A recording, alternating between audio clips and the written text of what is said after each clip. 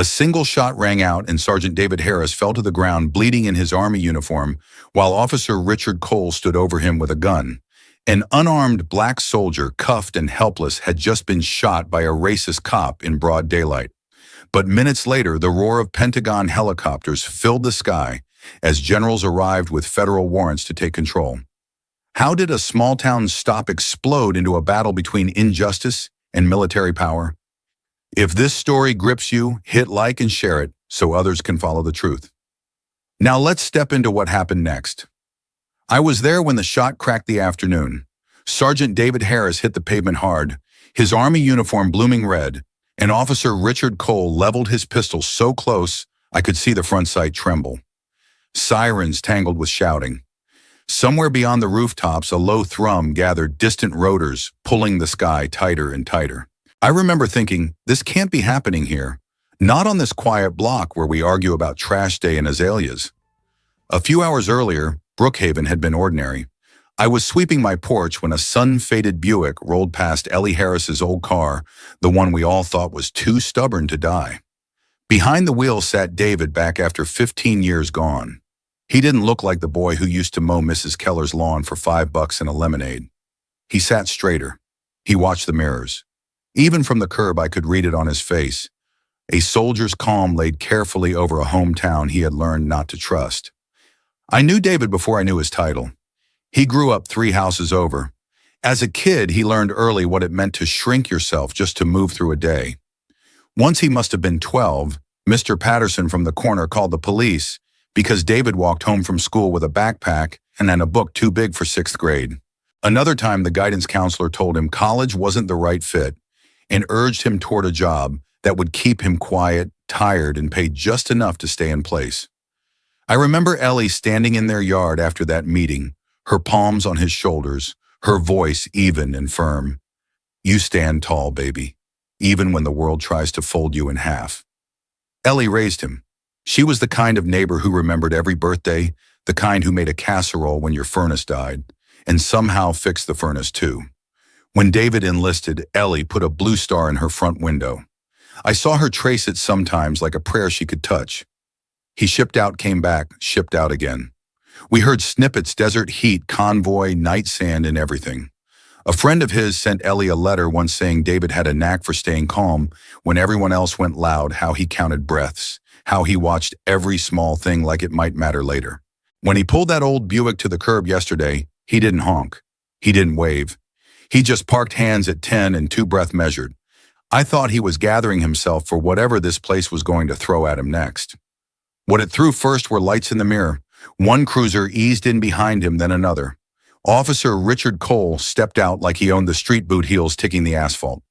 I have lived here long enough to know Cole's rhythm, the smirk that comes before the order, the way he crowds a person so the camera can't see the whole frame. License and registration, boy, he said, and that last word turned the air thin and mean. David did everything by the book, both hands visible, voice steady. Good afternoon, officer. He passed the documents. He explained the Buick belonged to his grandmother. He didn't say he had bled for a country that sometimes pretended he wasn't part of it.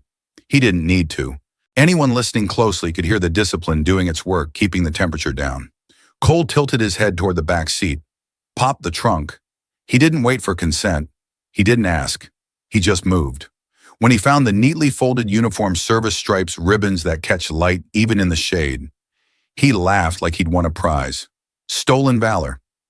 He said it slow, like savoring a flavor he loved. David didn't flinch. That uniform is mine, he said. I fought so that flag could keep flying. Cole rolled the words between his teeth, as if deciding whether to spit them or swallow them whole. I wish I could tell you the next few minutes made sense. They didn't. Cole ordered David out. He spun him, wrenched his arms back, snapped the cuffs with a click that felt personal. David kept talking low like he was guiding someone through a panic attack. I'm complying, officer. My hands are visible. Cole pressed him into the hood. He searched him with more cruelty than care. When David's government-issued phone slid from his pocket, Cole tossed it onto the fender as if it were trash. That phone wasn't just a phone. I didn't know it then, but later I learned it listened for trouble the way a heartbeat listens for fear. David tapped twice on the metal, the smallest motion you could miss unless you were trying not to. Maybe he was steadying himself. Maybe he was sending a message. I like to think he was doing both. Either way, whatever that device was built to do, record transmit, cry out, it started doing it. Across the street, our neighborhood tried to become witnesses. A teenager with shaky hands lifted her phone. An older man called out, "He's not resisting."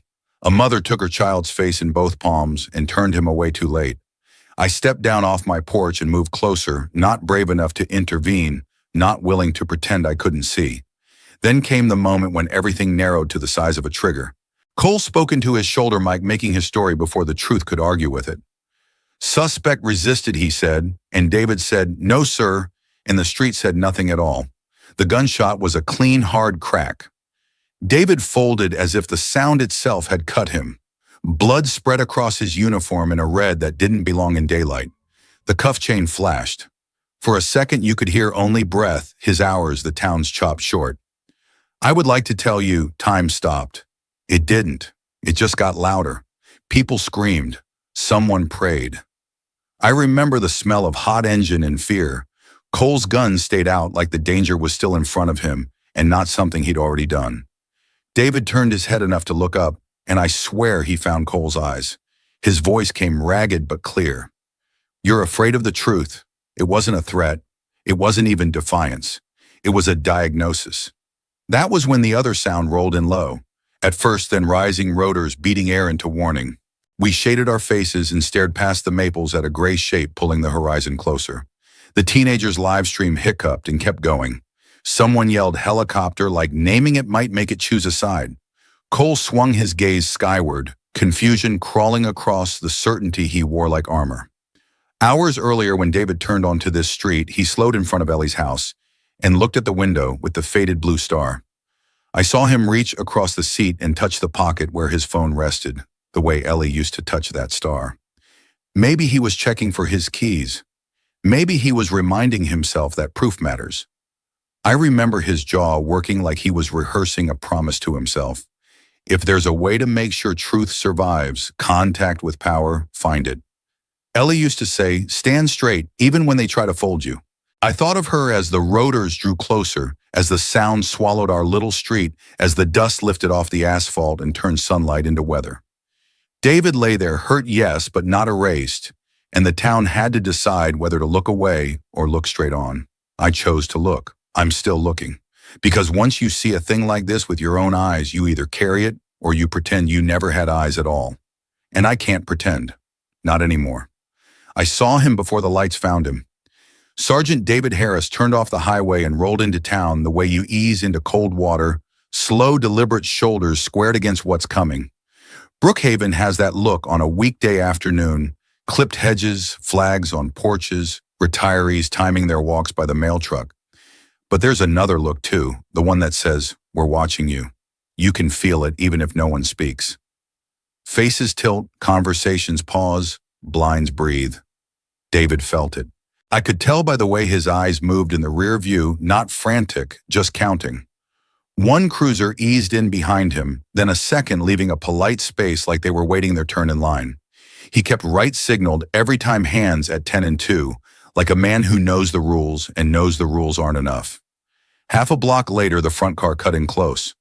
Blue strobes hit the Buick's back window, washing the inside with cold light. The street did that thing small streets do. It grew a crowd out of nowhere. Mr. Jenkins from the corner paused with his rake midair. A couple on bikes coasted to the curb. A teenage boy set down a basketball and slipped his phone from his pocket. No one said anything yet.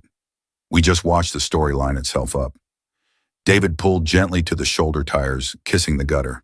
He took a breath that I could see from my steps away. Then he did what you're supposed to do if you want to live through a traffic stop in America. Engine off, window down, both hands planted on the wheel where the sun could find them. When Officer Richard Cole came up on the driver's side, he filled the window like a door slamming shut. "Good afternoon, officer," David said. Calm. Even. Not sweet, respectful, the kind you give, because you give it to yourself first. Cole looked at him the way a man looks at a reflection he doesn't like. "License and registration, boy." The words snapped in the air and hung there, a small, mean flag. A couple of heads turned. I heard Mrs. Keller whisper, "Did he say?" and then stop because we all heard it. David didn't blink. He moved slow talk through every inch his hands traveled. "My registration is in the glove box. I'm reaching with my right hand." He handed over the papers. He offered his license. He waited. The officer didn't look at the name. He looked at the face and at the color of it. Cole leaned on the door too close, crowding the frame. "Step out of the vehicle." No explanation. No reason given. The tone was the reason.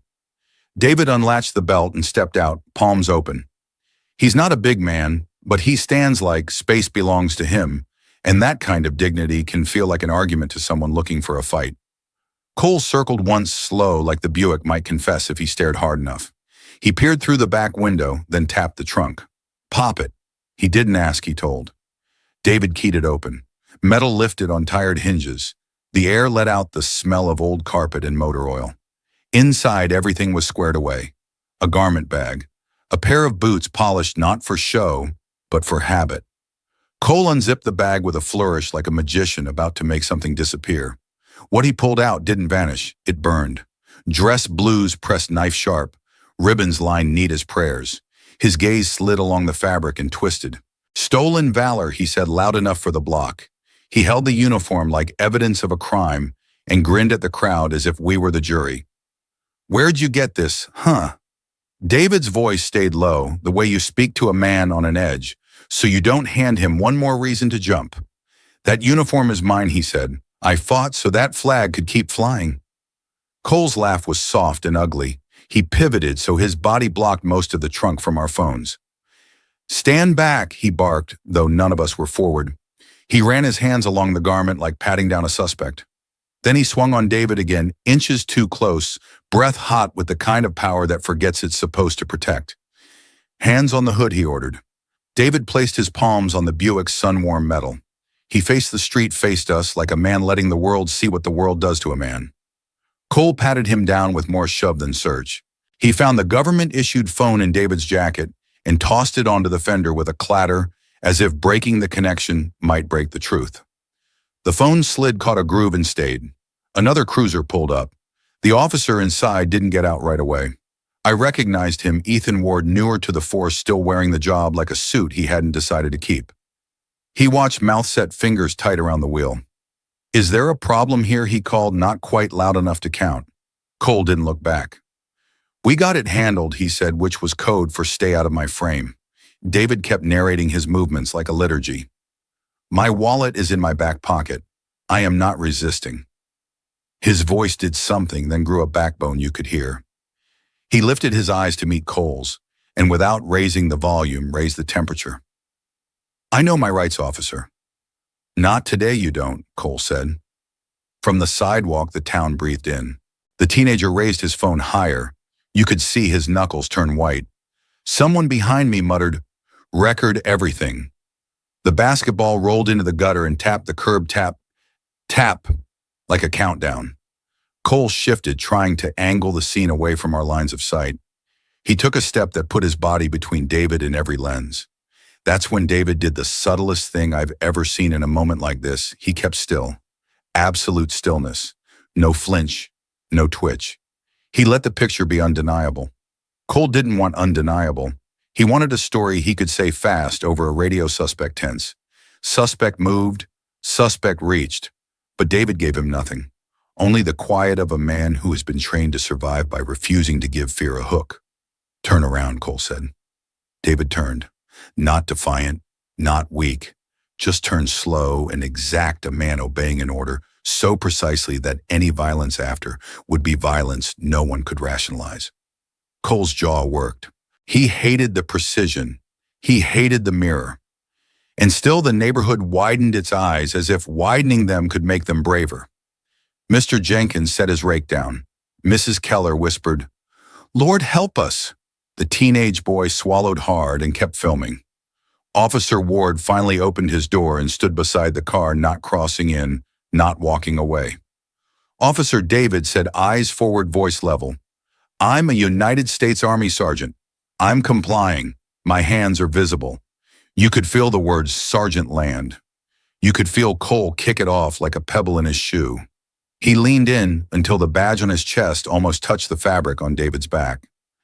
You think that matters here? It should have. It didn't. The street had turned into a theater where the lights never blinked. You learn a lot standing there. You learn what people think justice looks like when no one can edit the tape. You learn how a single syllable boy can strip a man down to the size of someone else's lie. You learn who watches and who witnesses.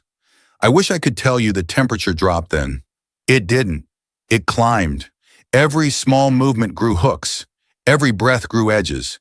And even though I couldn't name it in the moment I felt it, danger has a posture. It had already taken its position. Cole dragged Sergeant David Harris out of the car as if he were pulling a criminal off stolen wheels. He slammed him across the hood of the Buick, the metal ringing with the weight of the blow. David's cheek pressed hard against the steel, his breath fogging on the faded paint. Cole leaned close, his words dripping with contempt. You think that uniform makes you somebody? Out here, it makes you mine. The street held its breath, every eye fixed on the scene. Then I noticed her, just a slip of a girl, 17, maybe younger. Blonde hair pulled back in a loose ponytail, freckles on a pale face, hands trembling as she raised her phone. She hesitated only once, then pressed record. The little red light blinked and suddenly the truth had its witness. She looked terrified, but she steadied the camera like she knew history depended on it. Cole's voice barked into his shoulder mic, sharp and rehearsed. Suspect resisted arrest, he announced loud enough for us all to hear. It wasn't a report. It was the start of his story, planted like evidence before the crime was even finished. David, his wrists shackled in cold steel, raised his voice just enough for the crowd. I'm not resisting. Clear, calm, a soldier's discipline, refusing to bend. Then Cole stepped back. His gun came up. Time seemed to stretch thin like a wire pulled tight. For a split second, we all thought maybe he'd stop. Maybe the cuffs, the witnesses, the girl's camera would hold him. They didn't. The gun cracked. A single violent sound, too sharp, too final. The neighborhood froze. No one breathed. No one blinked. David collapsed in an instant, his legs folding, as if the shot had cut the strings that held him upright. He hit the pavement with a dull thud. Blood spread across his uniform, darkening the proud fabric that had once carried medals and honor. The silence that followed was louder than the gun. A hollow silence broken only by the whistle of wind through maple leaves and the small gasp of a child pulled back into his mother's arms. For 3 long heartbeats, the world was empty of everything but the sight of a man shot in chains. Then it shattered. The girl screamed. He was cuffed. He did nothing. Her voice cracked but didn't stop, and her phone never wavered. Neighbors yelled, some crying for help, others cursing Cole's name. The street erupted, but no one dared cross the invisible line drawn by the muzzle still in his hand. Cole swung the gun toward the crowd, eyes wide, chest heaving, daring anyone to test him. And then there was Officer Ethan Ward. He had been standing near his cruiser, eyes wide since the first shove. Now he looked like a man trapped between 2 fires, the duty drilled into him and the truth burning in front of him. His hand hovered near his holster, not to draw, but to remind himself it was there. His lips parted, but no sound came. His eyes flicked from David's bleeding body to Cole's gun, to the girl's phone. Sweat traced his temple. You could see the decision building, the terror of it, the weight of knowing whichever way he stepped, he'd never be able to walk back. On the ground, David moved. Not much, just his fingers twitching against the pavement. At first, I thought it was the body's last flicker. Then I noticed the rhythm. Tap, pause, tap, tap, tap. He was speaking in Morse code.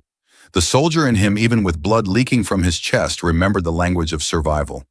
The government-issued phone still lying dented on the Buick's hood was no ordinary device. Built for soldiers in the field, it was listening, measuring, recording.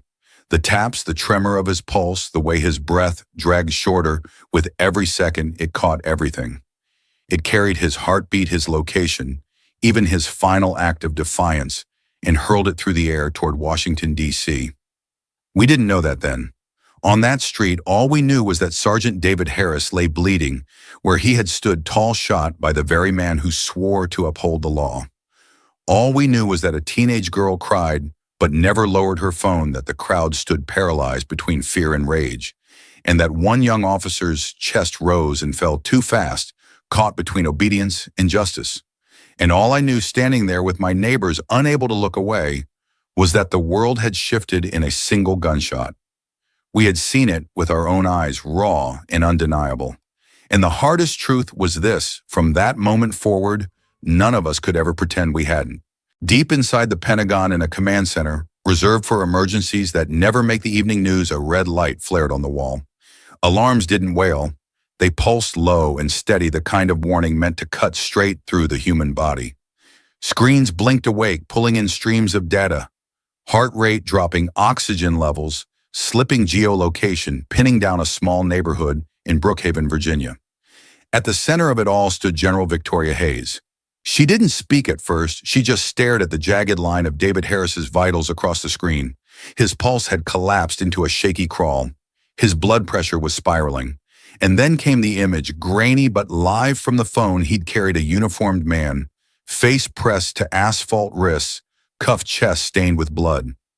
I'd heard the stories about Hayes before. Tough, exact, a soldier's soldier. But in that moment, she wasn't just a general staring at battlefield telemetry. She was remembering.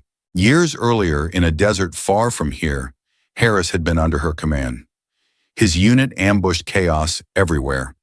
Yet he had pulled 2 wounded brothers from an overturned vehicle, covering them with his own body until reinforcements broke through. Hayes had never forgotten that look in his eyes, steady, fearless, willing to carry the weight of others.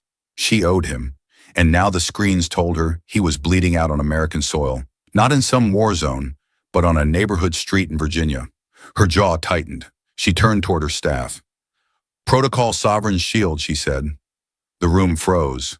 That order wasn't routine. It was rare, a measure pulled only when a service member faced unlawful threat from civilian authorities. Her voice cut through the stillness. "Deploy medics, legal officers, and Black Hawks. Immediately." The room burst into motion. Technicians keyed in coordinates. A digital map lit up with Brookhaven's streets, a blinking red marker pulsing where Harris lay. A clock appeared on the main screen, seconds ticking down, as if daring the military to beat the inevitable. "We're at 12 minutes out," a pilot's voice crackled through. "We'll cut that to 9. Back in Brookhaven, the lie was already forming. Cole's voice spilled through the local dispatch, steady as if rehearsed suspect attempted to resist. "I discharged my weapon in self-defense. Situation contained." The kind of phrasing designed to fit neatly into a report, the kind that could bury the truth if no one pushed back. Chief Henry Miller, the man who had shielded Cole more times than anyone could count, picked up the call from headquarters. "All units stand down. Media blackout effective immediately. No statements, no leaks. This is under my direct supervision." His tone was practiced, smooth. He'd done this dance before. Seal the cracks, smother the story, wait for the outrage to fade. But not this time. Because even as Miller pulled the blackout switch, the 17-year-old girl's live stream had already escaped his reach. Her hands had shaken, her voice had broken, but her video had held. And now it was everywhere. Within minutes, the clip spread beyond the town. First Facebook, then Twitter, then TikTok. People couldn't look away. The frame was raw. Harris faced down, Cole's gun, drawn, the scream that carried. He was cuffed. He did nothing. Comments poured in faster than the video could buffer. "This is murder. Share before they take it down." "Justice for David." The hashtag caught like fire. By the time Miller issued his blackout, the fire had already leapt the fence. At the Pentagon, staffers pulled up social feeds alongside Harris's vitals. Hayes saw both the data telling her he was slipping away, the people telling her they wouldn't let this vanish. For once, public outrage and military protocol were running on the same track. She turned to her operations chief, her eyes hard. "They're already watching. We don't have the luxury of silence." The chief nodded. "Understood, ma'am." Outside, Brookhaven blades were already turning. Blackhawks lifted into the night sky, their rotors hammering the air. Onboard medics prepped trauma kits. Legal officers read through emergency jurisdiction orders, ready to confront local authorities. Soldiers checked weapons, not to fire, but to remind anyone who doubted this wasn't a suggestion, it was federal authority in flight. 9 minutes. That's what the countdown read. 9 minutes to reach a bleeding soldier whose story was already racing ahead of them. 9 minutes before Brookhaven would no longer belong to Chief Miller's cover-ups, but to the eyes of a nation. And General Hayes' arms crossed tight behind her back, whispered something only those closest could hear. "Hold on, Harris, we're coming." By then the sidewalk was a tide. People kept coming, neighbors, delivery drivers, a nurse still in scrubs, a man with paint on his hands. Phones rose like a sudden forest, little red dots blinking live. You could feel the pressure of it, the way a crowd becomes its own kind of witness. Someone shouted, "Keep filming." Someone else, "Don't give him room to lie." The air tightened, even the birds went quiet. Officer Richard Cole felt it too. Panic crept up his neck and hardened into rage. He swung his pistol toward us, shoulders squared, finger too close to the trigger. "Back off," he screamed, a voice cracking. Mothers pulled children behind their legs. An older woman started to pray out loud, words tumbling over each other. The sound was a tangle, sobs and curses, and that thin whistle your chest makes when you're trying not to scream. Across the street, Officer Ethan Ward finally stepped away from his cruiser. He looked young in that moment, young and tired of pretending he wasn't seeing what he was seeing. He took a half step toward Cole, then another, palms open, like you do with a skittish horse. Before he could speak, Chief Henry Miller appeared at his shoulder, close enough to fog his ear with every word. "Stand down, Ward," he murmured, "all sugar on the surface and rust underneath. Or you'll regret it." Ward froze. His eyes flicked to Miller's hand clamped on his sleeve. The threat wasn't loud, but it was heavy enough to be felt by everyone who'd ever been told to sit down and keep quiet. On the pavement, Sergeant David Harris lifted his head. Blood soaked through his uniform, pooling at his ribs, but his eyes were clear. He found Cole and held him with a look that didn't waver. When he spoke, the words were thin but steady. "You're afraid of the truth." It wasn't shouted, it didn't need to be. The line cut cleaner than any scream could. For a heartbeat, even Cole seemed to hear what it said about him. The heartbeat passed. Cole's jaw snapped tight. He pivoted, planting his feet, gun rising again toward a man already chained. I felt my stomach fold. "Don't," someone yelled. "Put it down," another voice cracked. The 17-year-old girl, our accidental reporter, edged closer for the shot that would prove everything. She never saw the second officer coming. He lunged from the side, fingers closing on her phone. She gasped and twisted away. The camera spun Skyface's asphalt, but the stream didn't die. Breathless, crying, she ran, keeping the lens up our view, bouncing with every step. "I'm still live," she sobbed. "I'm still live." And she was. Thousands were watching now. Tens of thousands. Cole's gun tracked down again. David's breath hitched. Ethan Ward swallowed hard, the sound of it audible in the hush. He took one step past Chief Miller, then another. "Richard," he said, voice shaking, but out in the open at last. "Don't do this." The world might have split there. It didn't, because the sky beat us to it. A low thunder rolled over the rooftops, not weather, but engines. The first Black Hawk skimmed into view, gray against blue blades carving the light. Winds slammed the maple branches. Dust leapt from the pavement and turned the afternoon into a pale storm. People staggered, shielding their faces. Signs rattled in their brackets. Cole looked up, confusion knocking against his certainty. Then the helicopter was on us, downwash, roaring the air, going heavy and wild. Ropes dropped. Boots hit the street fast and exact, each landing its own punctuation. Medics moved first, eyes on David, bags already unzipped. Military police fanned wide in a practiced arc, rifles down, but undeniable, the kind of posture that says this is over now. Phones swung to catch it. Somewhere you could hear the internet gasp.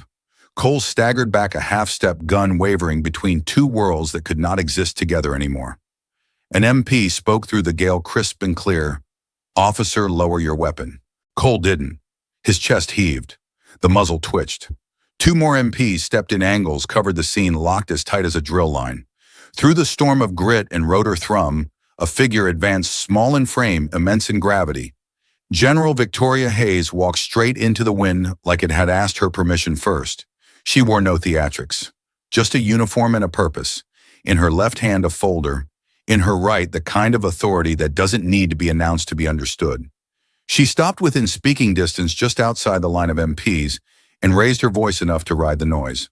"Officer Richard Cole," she said, words steady as stone, "you are under federal custody for shooting a United States Army sergeant while he was restrained." She lifted the documents so the nearest body cam in every phone could see the seals. "We have lawful jurisdiction. Stand down." For a second, all you could hear was the rotor wash drumming the street into submission. Cole stared at her like the horizon had stepped forward and named itself. His knuckles went white on the grip. I watched his face search for the version of reality where he was still the biggest thing here. He didn't find it. Lower the weapon, Hayes repeated, not louder, just closer. The MPs flexed their stance. Ward stood very still, palms open, eyes on Cole, silently begging him to choose the way back. The choice arrived in his shoulders. They sagged just a fraction. The gun dipped, then fell to his side. An MP moved clean controlled and the weapon was gone. Another officer turned Cole, cuffing him with a click that echoed the one he'd given David. The symmetry landed like judgment. Medics were already on their knees at David's side. Hands, quick voices calm. Numbers called out and answered. A mask covered his mouth. Someone pressed a dressing to the wound. Someone else found a pulse and didn't let go. The girl with the phone had crept back to the edge of the crowd. Her stream captured the moment the stretcher rose, and the neighborhood exhaled for the first time in what felt like an hour. General Hayes glanced once at David, just once, but it said more than a paragraph, and then back to us, the accidental jurors, to a crime we never asked to see. This scene is under federal control, she announced. All recordings are evidence. Do not delete them. Heads nodded, phones held steady. For once, the truth didn't feel fragile. And standing there, grit in my teeth and the taste of metal in the air, I understood why the street had felt like a battlefield, not because of the weapons, but because of the fight over who gets to own the story. For a change, it didn't belong to the loudest voice. It belonged to the eyes that refused to close. The stretcher rose and the rotors swallowed the sound of the crowd. As the medics lifted Sergeant David Harris into the Black Hawk, his hands shot out, weak but desperate, finding General Hayes' sleeve. His grip trembled, knuckles pale, but his voice, though faint, carried a weight that silenced everything else. Don't let them bury the truth. Hayes leaned closer, close enough that only he could hear her steady reply. I won't. Then his hand slipped away, his body sinking into the hands of the medic's wires, and pressure bandages becoming his battlefield now. The helicopters lifted, carving the sky apart, carrying David toward the nearest trauma center. But Hayes didn't follow inside. She had her own mission. When boots hit the landing pad at St. Anne's Hospital, she was already issuing orders. A wing of the hospital was cleared, a command center established in a conference room that smelled of stale coffee and old linoleum. The quiet walls of a community hospital had just become the front line of a federal operation. Major Linda Chen arrived first, crisp uniform and sharper eyes. She didn't waste time on pleasantries. Within minutes, laptops lit the room with harsh blue light screens, filling with live feeds from the confiscated devices' body cams, and most damning of all, David's government-issued phone. Chen's team dissected every second the biometric data showing a calm, compliant soldier, the sudden spike when Cole pressed him down, the fatal drop when the gun fired. Each heartbeat told its own story, and together they formed an unshakable case. Look at this, Chen said, her voice clipped. On the screen, the live stream from the girl replayed the scream. He was cuffed. He did nothing, now synced with Harris's biometrics. We have synchronization. Two sources, both irrefutable. Hayes's face didn't move, but her eyes hardened. Good. Package everything. I want redundant copies. Hours bled together. Outside reporters swarmed the hospital like moths to a spotlight. News vans filled the parking lot. Anchors spoke of Brookhaven in tones reserved for wars and disasters. Inside, the weight of the story grew heavier. This wasn't just about Cole, not anymore. That truth arrived in the form of Ethan Ward. The young officer looked smaller out of uniform, standing at the edge of the conference room in street clothes, cap pulled low, clutching something in his fist. His eyes flickered around the room like a man expecting to be dragged away at any moment. Finally, he stepped forward, clearing his throat. I have something, he said. His hand shook as he placed a small black USB drive on the table. 3 years' worth of records, times, dates, incidents, complaints that disappeared. Every time Cole went too far, every time Chief Miller shut it down. I kept copies. For a moment, no one spoke. Chen's team reached for the drive like it was radioactive. They slid it into a laptop, the files spilling across the screen, incident reports, citizen complaints, internal memos. Everyone stamped, resolved, or dismissed, none with any real investigation. The same names appeared again and again. Cole, Miller, and others. A network of silence that had kept Brookhaven quiet for years. Ward's voice cracked. I should have come forward earlier. I was scared. We all were. He exhaled like he'd been holding the confession for years. But after what I saw today, I can't stay quiet. Hayes looked at him for a long time. Not soft, not cruel, just the look of someone weighing a man's soul. Then she gave one sharp nod. You did the right thing. Her gaze shifted back to the screen, the evidence sprawling like roots under the surface. She spoke not just to Ward, but to everyone in the room. This isn't just one bad cop.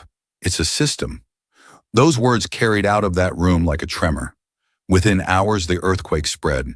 CNN cut from international headlines to live coverage in Virginia. MSNBC rolled continuous footage of the live stream, replaying the moment the shot rang out. Fox debated whether the military had overstepped. But across the spectrum, one thing was undeniable. A Black Army sergeant had been shot in cuffs, and the whole country had seen it. On social media, Your Justice for David surged into the millions. Hashtags spun off like aftershocks. During the end, the cover-up, Brookhaven Truth. People posted their own stories of harassment, mistreatment, names of family members silenced before they could speak. The video had unlocked something larger, and the ground beneath Brookhaven cracked wide open. By nightfall, candlelight vigils formed outside courthouses in 3 different states. Protesters held signs that read, "Cuffed is not a crime, and truth can't be buried." Brookhaven, the little town that once prided itself on being too small to notice, had become the center of a storm. Every street, every brick seemed to hum with the weight of history unfolding. And standing at the epicenter was Sergeant David Harris, unconscious in a hospital bed, but more alive in the hearts of strangers than he had ever imagined. By the next morning, the tremors had reached the highest offices of power. Behind closed doors, Chief Henry Miller sat with Judge Robert Kane and Senator William Barton, a man known for his hardline speeches about law and order. The blinds were drawn, the air thick with cigar smoke and desperation. Miller's voice was low but firm. The military has overstepped. They've invaded local jurisdiction. We need to push back before this gets out of hand. Judge Kane, his robe traded for a pressed gray suit, tapped a finger on the table. We can frame this as a constitutional breach, civil liberties, civilian authority trampled by the Pentagon. If we can make the story about them, not us, we still have a chance. Senator Barton leaned forward, seizing the lifeline. I'll go public. I'll say Washington is undermining local law enforcement. The people who back me will eat it up. They don't care what really happened. They care about the idea of power being stolen from them. It was the oldest trick in the book. Shout government overreach loud enough, and maybe no one would hear the cries of a bleeding man on the pavement. But outside those smoke-filled walls, the tide was moving faster than they could dam. Television split itself down the middle. On one channel, anchors replayed David Harris's fall frame by frame, his cuffs glinting in the sun as the shot rang out. On another, talking heads debated whether the Pentagon had gone too far. The arguments played like static, but in living rooms across America, the image was stronger than the spin. And on the internet, the image wasn't just strong, it was unstoppable. The girl with the live stream had become more than a teenager with a shaky phone. She was now a voice people trusted. Hours after the shooting, she uploaded a second video. Her face was blotchy from crying, her voice unsteady, but her words cut clear. I saw everything. They can't silence us.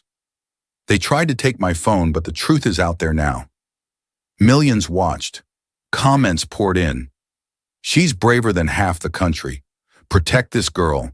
Citizen hero. Her name trended, hashtags piled on. She was no longer just a witness. She was a symbol. Proof that one person with the courage to keep filming could pierce through the wall of silence. Miller saw it all, and with every headline, every repost, his grip on the story slipped further. He needed control, and when men like him lose control, they don't fold, they threaten. That afternoon, he summoned Officer Ethan Ward to his office. Ward walked in, stiff jaw, tight like a man already rehearsing his defense. The blinds were half shut, slicing the light into bars that fell across Miller's desk. Miller didn't waste words. He leaned back in his chair, eyes sharp, voice smooth as oil.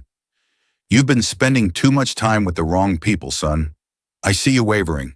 I see it in your face. Ward tried to hold steady. Sir, Miller cut him off, leaning forward until his breath was close enough to feel. Accidents happen to officers who forget loyalty. You understand me? The silence after those words was colder than a slammed door.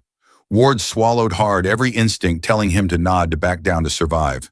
His hands trembled just enough that he pressed them against his thighs to hide it. But something had cracked open in him on that street. He'd watched David Harris collapse in cuffs. He'd seen Cole's finger pull the trigger. And now he had seen what silence looked like, the empty stamp of case closed on every false report. He couldn't wear that silence any longer. Ward stood there, pulse hammering, and for once he didn't nod. He didn't promise loyalty. He just said, voice low but steady, "I understand, but I can't lie for you." Miller's eyes narrowed. The threat hung in the air, heavy and real, but Ward didn't flinch this time. He left the office, his steps unsteady, but his choice made. He would testify. He would bring the files. He would risk everything to make sure the truth David Harris begged for didn't get buried. Outside, the noise of the world grew louder, chants in the streets, headlines on the crawl videos spreading like wildfire. Brookhaven was no longer just a town, it was a fault line, and the system that had stood unshaken for years was beginning to crack. And in the quiet of his own heart, Ethan Ward knew if justice was an earthquake, he had just stepped onto the fault line, and there was no going back. They called it a trial, but it felt more like a reckoning. By the time the federal courthouse doors opened in Richmond, the line of citizens stretched down the block, people clutching handmade signs, cell phones, ready voices hushed with anticipation. Inside, every bench filled before the clock struck 9.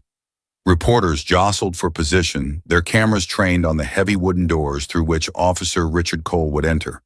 The air carried a charge as though the room itself understood history was about to be written. When Cole finally walked in, he carried himself with the swagger of a man who still believed he held the upper hand. His chin was high, his smirk faint but visible, and his eyes flicked toward Chief Henry Miller and Judge Robert Kane, seated further back with their attorneys. Cole's stride said it plainly, "They'll never let me fall. Not with them behind me." The gavel fell. The trial began. Assistant U.S. Attorney Major Linda Chen rose first.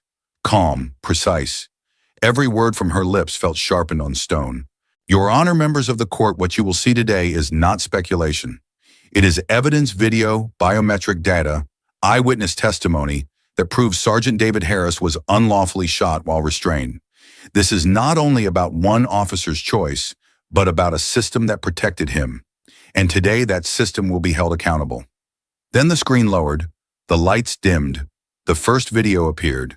The room leaned forward as Chen played the enhanced footage, David Harris' hands, cuffs standing still. Cole weapon raised. The shot, Harris collapsing to the pavement. Gasps rippled across the gallery. Some people covering their mouths, others shaking their heads in disbelief. Chen's voice cut through the silence. Notice the sergeant's posture. Still, compliant. No sudden movements. No threat. Cole shifted in his chair, jaw clenching. His attorney rose quickly, objecting. This video could be misleading. The angle doesn't, but Chen was already ready. Enhanced with federal forensic technology. The footage is authentic, every pixel verified. She pressed play again. Slow motion, frame by frame. The truth stripped bare. Then came the moment no one expected. Ethan Ward, the young officer, stepped to the stand, shoulders stiff, but chin high. His oath trembled at the start, but his words did not. Sergeant Harris was fully compliant, he said, each syllable echoing like a hammer strike. He posed no threat. "I saw Officer Cole fire at a man in handcuffs who did nothing but obey." The courtroom went still. Even the hum of the fluorescent lights seemed to pause. Cole's smirk faltered. Chief Miller's face drained. Judge Kane's fingers tapped an anxious rhythm against his knee. Ward's voice carried further. "I was afraid for too long. But I won't be afraid today." Cole slammed a fist against the table, breaking the hush. He made a sudden move. He barked, his voice desperate, now stripped of the calm confidence he'd carried in. He turned toward me. I thought Chen didn't raise her voice. She didn't need to. "Let's see." She pressed play again this time, the slowest of slow motions. The image was merciless. Harris standing still, no twitch, no threat, the gun firing anyway. The gallery erupted murmurs, gasps, the soft sob of someone who had lived too long with the same story buried. But Chen wasn't finished. "Your Honor, we call a final witness." From the back of the room, footsteps echoed, small, nervous, but sure. The teenager, the girl whose livestream had circled the globe, walked forward, clutching her phone like a shield. Her hair was neatly brushed now, but her eyes still carried the same fire. She took her seat at the witness stand, voice trembling but unwavering. "That's my video. I filmed it. It wasn't edited. It wasn't altered. What you saw is exactly what happened, and I won't let anyone say otherwise." The words landed like stone on water, rippling across every face. For the first time, Cole dropped his gaze to the table. Then came the shock that no one had expected. The back doors opened and murmurs turned to gasps. Sergeant David Harris himself walked into the courtroom. Pale but alive, his uniform pressed, though his steps were careful. The room rose as one, a wave of awe and relief. He carried no anger in his expression, only resolve. Taking the stand, he looked Cole in the eyes. "My name is Sergeant David Harris. I fought for this country abroad. I never thought I'd have to fight for justice at home. But I will not let the truth die on a sidewalk." His words, quiet but firm, broke whatever dam had held the room. Applause burst out, despite the gavel hammering for silence. When the time came, the judge's voice was steady but thunderous in its impact. "Officer Richard Cole, this court sentences you to 25 years in federal prison, no parole before 20. Chief Henry Miller and Judge Robert Kane, you will face immediate indictment for conspiracy, obstruction of justice, and abuse of power." The gallery erupted, cheers rising like a tide. Some wept openly. Others clapped until their palms stung. For once, it felt like the walls of a courtroom had not hidden the truth, but carried it. And as I sat there among neighbors and strangers alike, I realized this was more than a verdict. It was a promise that justice, long delayed, had finally cracked through the stone. Recovery isn't dramatic, it's patient. It's beeping monitors, slow breaths, and the way a man relearns how to sit up without the room tilting. Weeks after the verdict, I stood in the doorway of Sergeant David Harris's hospital room and watched sunlight crawl across the blanket until it reached his hands. He stared at that light like it was something he hadn't seen in a long while. Maybe it was. When I stepped in, he smiled the kind of smile that uses very little muscle, but all the heart. "Funny," he said, voice thin but warm, "how a day changes a life." He told me what he kept thinking about in the quiet hours, how long he'd wished there was a simple way for ordinary people to hold on to proof. If there were a tool, he said, half the lies would die before they were told. 2 months later, he turned the wish into work. They called it the Sentinel Program. Not a government agency, not some dusty nonprofit, but a living thing built from the idea that truth needs helpers. The plan was simple enough to spread tough, low-cost recording devices, palm-sized shock-proof with battery life that outlasted panic, distributed to the places where power forgets to be gentle. Church basements, community centers, corner stores, school gyms. Anywhere a pocket could carry them and a pulse could press record. I went to the first training in the rec hall by St. Anne's. David stood beside a folding table stacked with small blister packs of hope. He moved carefully, pain still living in the edges of his posture, but his voice had that steady field tone you trust. No speeches, no grandstanding. "You don't have to be brave all the time," he told the room. "Just long enough to press this button." He pressed it. A soft chime answered, and long enough to pass the truth along. The crowd wasn't just neighbors anymore. Reporters came, sure, but so did nurses, from night shift a trucker who'd driven 2 hours, a school teacher with a shy boy gripping her sleeve. And there was Officer Ethan Ward, not lurking in the back, not hiding his face, but standing in his uniform at the front row where everyone could see him. He spoke after David, clearing his throat like the words had weight. "I wore this badge to protect the public," he said, palm flat over the shield. "Today I'm here to be held to it." He lifted one of the devices and clipped it beside his body cam. From the inside out, that's how change has to happen. There wasn't applause so much as a long exhale, the sound people make when something heavy finally shifts an inch. Later that afternoon, the girl who had filmed everything walked in with her mother. The cameras didn't follow her this time. She looked smaller, without adrenaline, just a kid in a denim jacket, hair tucked behind her ear. David thanked her the way a man thanks a firefighter, not a teenager.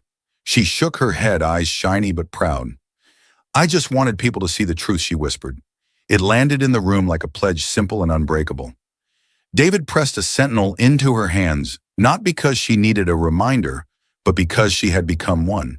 That same day, a family I didn't know approached the father in a mechanic's shirt, the mother holding a photo, a teenage boy hanging back with his hands jammed in his pockets. They had driven from 2 towns over. Their daughter had been stopped last year, talked down to, searched without cause, sent home in tears, with nothing but her word. "We didn't have proof," the mother said, voice steady from practice. "We do now." She lifted the device, brand new, still smelling of plastic, and promised. "Thank you." The boy's eyes found David's, and something passed between them, a line pulled taut across a gap and held. Sentinel grew faster than anyone planned. Churches ran out of folding chairs. A barber in the next county started keeping a stack under the cash drawer. A grandmother taped one to her walker and told the whole bus route she was wired for truth. And on the nights when bad news tried to crawl back, there were more clips, more angles, more records that didn't blink or forget. Not all of it was dramatic. Sometimes it was a traffic stop that ended with, "Have a good night, sir." Sometimes it was a landlord speaking softer than he meant to. Sometimes it was nothing at all, just the quiet miracle of people treating each other like they might be seen. Through it all, David kept his promise to heal slowly and work steadily. He didn't try to be a saint. He answered hard questions. He admitted fear. He laughed when the batteries jammed and grieved when old cases still hurt. He visited Ellie's house and stood under the window where the blue star used to hang. I saw him touch the siding like a prayer, and for a second he looked like the boy she told to stand tall. When I think about that season, I don't think about headlines. I think about small rooms and plastic chairs, the sound a cheap device makes when it powers up, and the way a room leans closer when a man who almost died tells you the truth is worth living for. I think about a cop clipping on a second camera because the first one wasn't enough. I think about a girl who didn't put her phone down. Brookhaven didn't become perfect. No place does. But the ground felt different, firmer somehow, like we had poured a foundation under our feet and decided to stand on it together. And every time a sentinel chimed awake in someone's palm, you could feel it, belief returning, small and stubborn, the kind that doesn't need permission to grow. The trial was over, but justice is never just a sentence written on paper. It's a burden carried forward. Weeks later, when the noise of the cameras began to fade and the headlines shifted to other stories, Sergeant David Harris drove to a place where no one followed him. The cemetery was quiet, the rows of stones lined like soldiers in eternal formation. He walked slowly between them until he reached the one that mattered most. Eleanor Harris, beloved grandmother, his anchor, his teacher, his courage. He knelt, setting down a small bouquet. The autumn wind rustled through the maples above, scattering leaves that danced across the stone. His fingers brushed the carved letters, and for a moment his strong frame seemed smaller, like a boy again. He whispered, his voice breaking, but steady enough to carry, "Because of you, Grandma, I never gave up." For a long time he said nothing more. He just sat with her, letting the silence carry the weight of everything they'd endured. The wind moved again, this time gentler, as if answering. His eyes lifted, distant but unwavering, holding that mix of pain and promise that comes when a man knows his fight is far from finished. The camera of memory slows here, the sound of the leaves, the shimmer of light breaking through branches, the quiet strength of a man who has survived not only bullets, but lies. His gaze stretched beyond the headstones, beyond the town, towards something larger. The idea that justice isn't a destination, it's a road you keep walking. And I remember the words that framed it all. Justice only lives when truth is uncovered, when someone chooses to stand not only for themselves, but for those who have no voice. That is what David had done, and what so many others had risked to protect. Before he left the cemetery, he pulled from his jacket a small black device, the prototype Sentinel, that had saved him. He held it in his palm for a long while, then drove into town where a group of young men and women waited outside a community center. They were kids, really, some barely out of high school, their eyes wary but alive with questions. David placed the device in their hands one after another, explaining how it worked, how it could capture what the powerful tried to erase. Their faces lit with something you don't see often anymore, belief that the truth could win. He smiled, not wide, not easy, but real. "This is yours now," he told them. "Carry it, protect it, use it for those who can't." As I watched that moment, I knew the story didn't end with Cole's conviction, or Miller's fall, or even Kane's disgrace. It ended here in the hands of the young, where every new beginning starts. So if this story has moved you, if it stirred something in you, the way it has in all of us, share it. Let it travel further than Brookhaven, further than this trial, further than any one man. Because the voice of justice grows stronger every time it's passed on. And here at Mr. Max Stories, we'll keep telling them. Stories of truth, of justice, of hope.